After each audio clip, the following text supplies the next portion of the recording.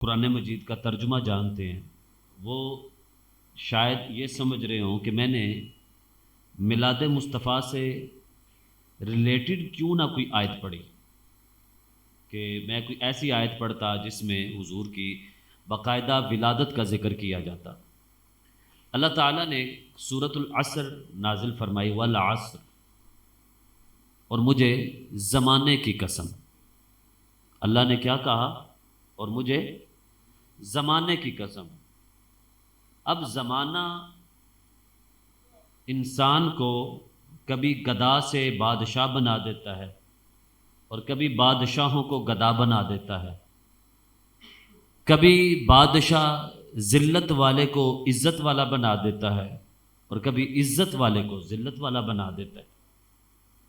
تو اللہ تعالیٰ نے زمانے کی قسم کیوں کھائی؟ تو اس پر آپ کو دوسری آیت کریمہ ملانی پڑے گی کہ زبور، تورات، انجیل، اس سے پہلے بھی اللہ تعالیٰ نے یہ آسمانی کتابیں نازل فرمائیں، صحیفے نازل فرمائے، لیکن زمانے کی قسم حضور کے ہی زمانے میں کیوں کھائی؟ بات سمجھ آ رہی کہ نہیں آ رہی؟ زمانے کی قسم حضور کے ہی زمانے میں کیوں کھائی؟ کیونکہ اس آیت کا اگلا حصہ پڑھیں کہ ان الانسان لفی خسر، بے شک انسان سارے خسارے میں، انسان سارے خسارے میں ہے۔ تو یا اللہ، اگر سارے خسارے میں ہیں تو پھر پیدا کیوں کیا؟ اگر سارے خسارے میں ہے تو پیدا کیوں فرمایا؟ فرمایا نہیں، سارے نہیں ہیں، سارے گھاٹے میں نہیں ہیں۔ تو مولا پھر فائدے میں کون کون ہے؟ کہا الا الذین آمنوا، جو میرے محبوب کے غلام بن گئے وہ خسارے میں نہیں ہے۔ زمانے کی قسم ہے، زمانہ مولا اس سے پہلے قسم کیوں نہ کھائی؟ کہا پہلے تو میں نے شہر مکہ کی بھی نہیں کھائی تھی۔ لا اقسم بہذا البلد، رب فرماتا ہے کہ مجھے اس شہر مکہ کی قسم ہے۔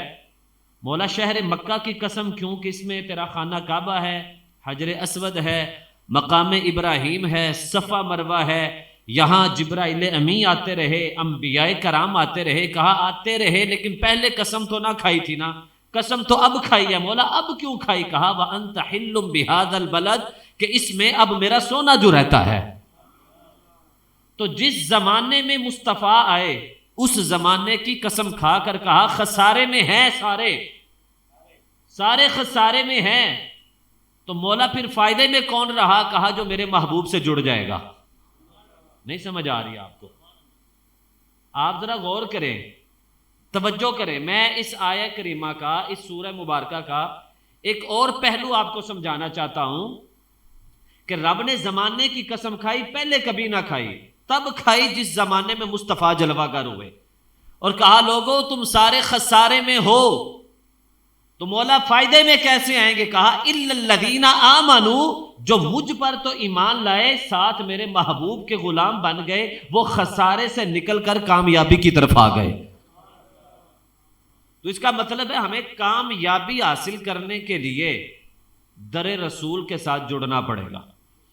ایسا ہے بیلیو؟ بات سمجھ آ رہی کہ نہیں آ رہی؟ در رسول سے جو بندہ جڑے گا اللہ اس سے کامیابی دے گا، وہ کامیاب بھی ہوگا، وہ فائدے میں بھی ہوگا، اور جو مصطفیٰ کا نہیں ہے وہ رب کا بھی نہیں ہے۔ عیسائی اللہ کو مانتے ہیں لیکن مصطفیٰ کو نہیں مانتے، یہودی اللہ کو مانتے ہیں لیکن مصطفیٰ کو نہیں مانتے۔ رب نے فرمایا جو مصطفیٰ کو نہ مانے وہ میرا نہیں ہے۔ تو پھر ہمیں آقا علیہ الصلاۃ والسلام سے اپنا تعلق گہرا کرنا پڑے گا۔ اب گہرا تعلق حضور سے ہوگا کیسے؟ گہرا تعلق حضور سے ہوگا کیسے؟ یہ اگلا سوال ہے۔ تو اس کا مختصر سا جواب ہے کہ جب کسی سے محبت کرنی ہو، جب کسی سے محبت کرنی ہو یا جس سے محبت ہو جائے تو ہمیں پھر اس کے بارے میں جاننا پڑتا ہے کہ جو میرا محبوب ہے وہ ہے کیسا۔ میرا جو محبوب ہے وہ ہے کیسا؟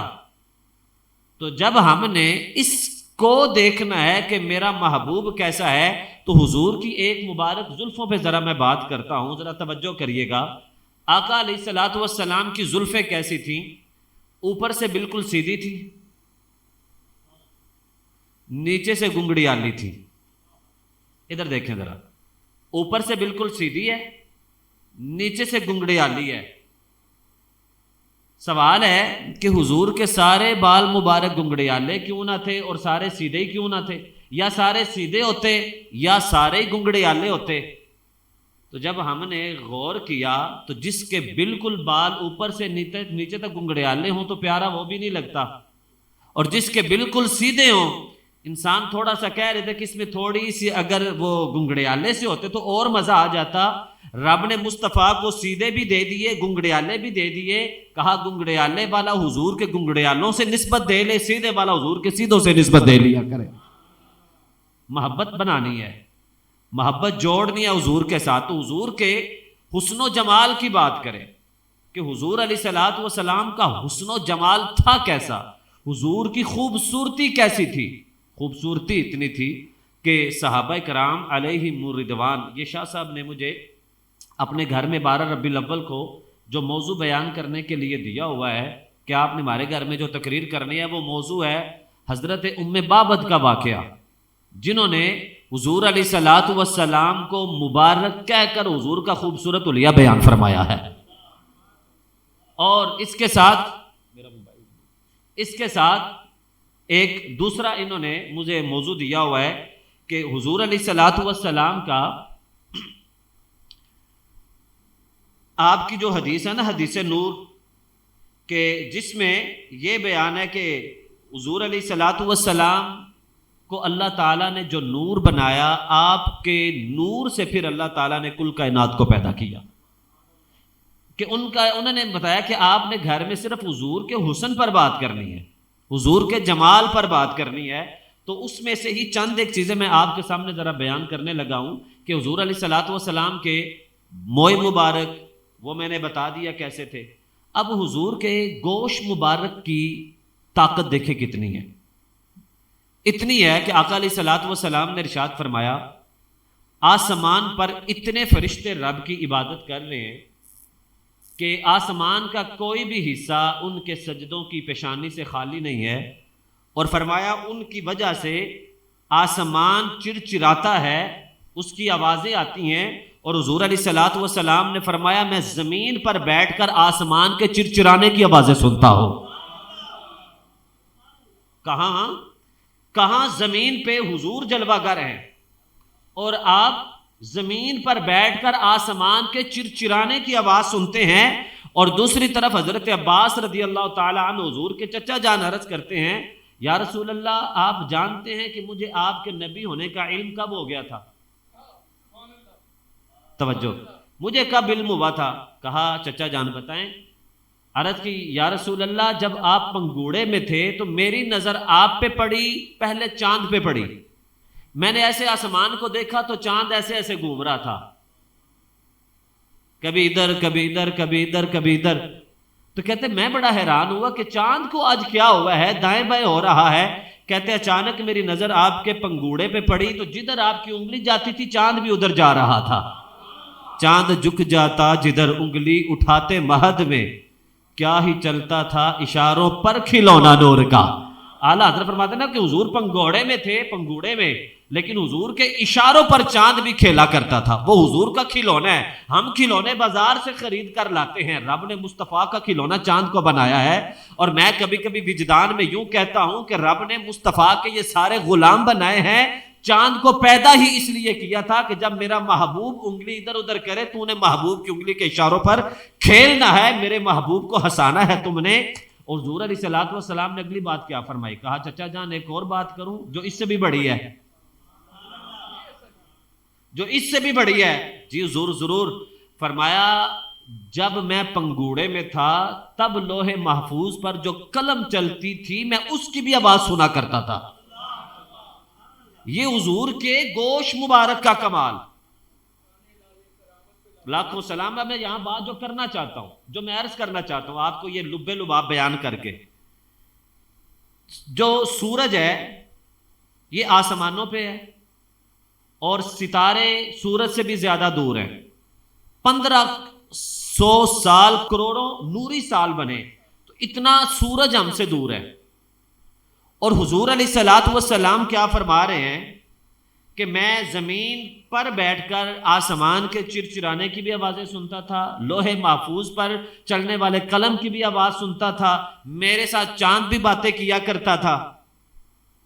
ان کا کروڑوں نوری سال کا فاصلہ ہے، اور جہاز پہ بیٹھے مدینے کا صرف 5 گھنٹے کا مسافر تھا. آپ نہیں پہنچے. وہ کروڑوں نوری سال، کروڑوں نوری سال، اور حضور ان کی آوازیں یہاں بیٹھ کر سنتے تھے. اور یہاں سے مدینہ صرف 554 کلومیٹر دور ہے، کہ جو ہمارے جیسا بندہ انسان جہاز چلائے، انسان نے بنایا ہے، وہ چند گھنٹوں میں وہاں پہنچا دیتا ہے. اگر سرکار زمین پر بیٹھ کر ان کی آوازیں سن سکتے تو ہم غلاموں کی آوازیں کیوں نہیں سن سکتے؟